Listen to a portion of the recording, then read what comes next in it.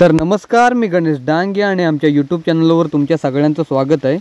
तर गेल्या व्हिडिओमध्ये आपण रायगडाचा थोडक्यात इतिहास बघितला। तर ह्या व्हिडिओमध्ये आपण गंगासागर तलाव, विजय स्तंभ आणि पालखी दरवाजा यांची माहिती घेणार आहोत।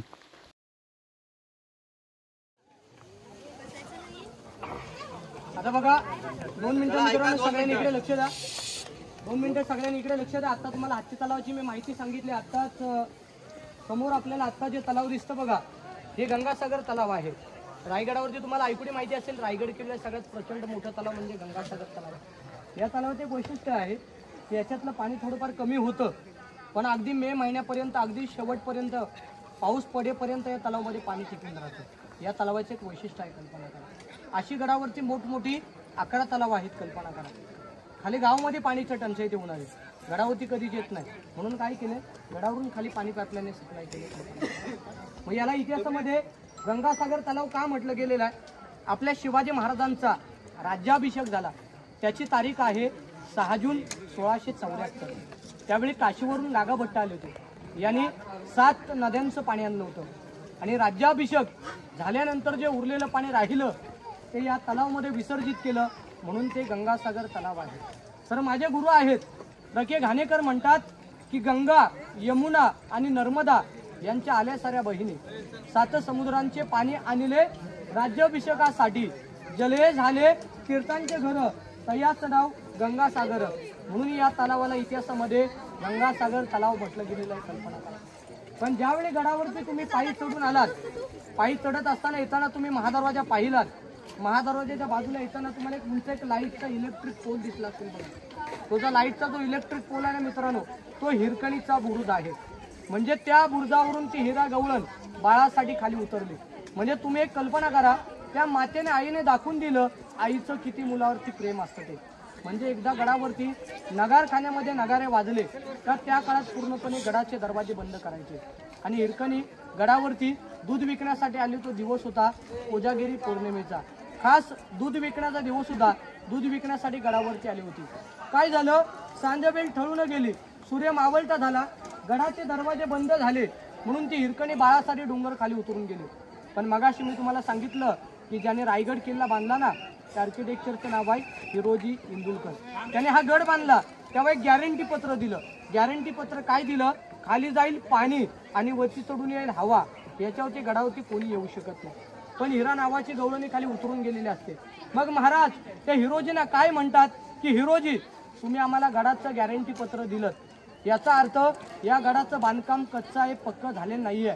एखादी स्त्री खाली उतरून जाते तर एखादा शत्रू गडावरती सहज चढून येऊ शकतो। मग ते हिरोजीने काय केलं, महाराजांसमोर मान खाली घातली, तो कडा तासला, कड्याला बांधारा घातला आणि त्या कड्याला नाव दिलं हिरकणीचा बुरुज। ज्यावेळी बुरुज बांधला त्यावेळी महाराजांच्या हिराला सांगितलं, हिरा त्या डोंगरावरून तुम्हाला आता खाली उतरून दाखव। त्यावेळी कल्पना करा की माताई महाराजांना काय म्हटलं असेल की महाराज, त्या वेळेला, त्या क्षणाला मला बाळ दिसत होतं, आता मात्र महाराज मला कडा दिसतोय, महाराज त्या डोंगरावर मी खाली उतरून जाऊ शकत नाही।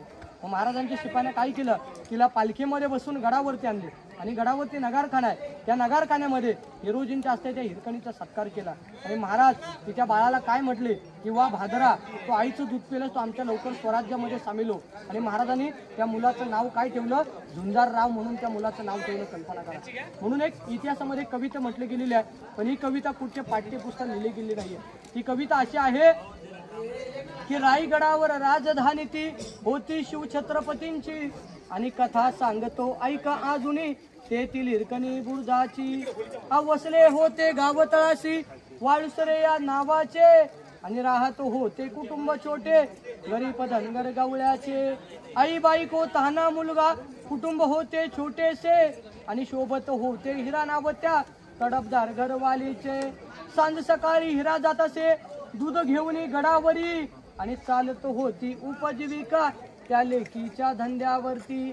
एके दिवशी दूध घालता हिरा क्षणभर विसावली, अवध्यानी नाही आले तिच्या कधी, सांज वेळ ठरून गेली। सूर्यदेवता मावळते झाले बंद गडाचे दरवाजे, आणि मनात बेली हिरा म्हणाली गरीब बाळ माझे ताने। हात जोडून करी विनवणी गडकरी खाली जाऊ द्या मला, गडकरी म्हणतात आज्ञा नाही शिवरायांची आम्हाला।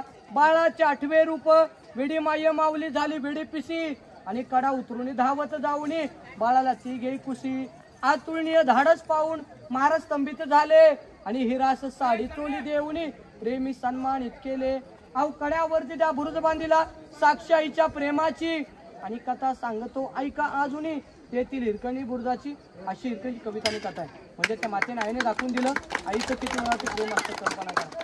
पण आता तुमच्याच मागच्या बाजूला हे लाईन मध्ये जे तुम्हाला टावर टाईप जे दोन स्तंभ दिसतात ना ज्या ठिकाणी ज्या मागच्या बाजूला आपण बसलो जो छोटा आहे ना याला इतिहासामध्ये विजय स्तंभ म्हणतात. विजय स्तंभ म्हणजे काय आपल्या महाराजाने कोणता गड किंवा कोणता किल्ला जिंकला ते महाराज या ठिकाणी भगवा ध्वज किंवा काही तज्ञ लोक सांगतात गवताची गंजी मोळी पेटवली जायची त्याच्यातून धूर निघाला की आजूबाजूच्या गावाचे किंवा परिसराचे लोक समजायचे आज महाराजाने कोणता तरी गड किंवा कोणता तरी किल्ला जिंकलाय म्हणून या स्तंभाला इतिहासामध्ये विजय स्तंभ म्हटलं गेलेलं आहे.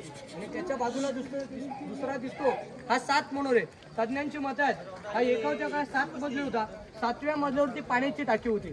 छत्रपती शिवरायांच्या रायगडावरती ज्या राण्या होत्या ना या राण्या एकदा दुपारची वेळ झाली की महाराजांच्या राण्या त्याच्यामध्ये हवा खाली 6 राण्यांसाठी असायचे 7व्या मजल्याची पाण्याची टाकी असायची तांब्याच्या नळी प्रत्येक मजल्यामध्ये तांब्याच्या नळी पाणी सोडलं जायचं पैठणी कापडाने मखमली पडद्याने सजवले जायचे आणि याच्यामध्ये दिवे पेटवले जायचे आणि दिव्याच्या उजेडामध्ये महाराज प्रतिबिंब या तलावामध्ये पाहायचे. म्हणजे तुम्ही एक कल्पना करा त्या काळातलं या रायगडाचं या राजधानीचं वैभव काय असेल त्याची तुम्ही 2 मिनिटं कल्पना करा.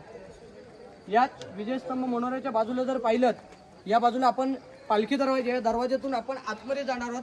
येथून आतमध्ये गेल्यानंतर आपण आतमध्ये जो किल्ला बघतो याला बाले किल्ला म्हटलं गेलेलं आहे. बाले किल्ला म्हणजे किल्ल्यातला महत्वाचा भाग राहतो.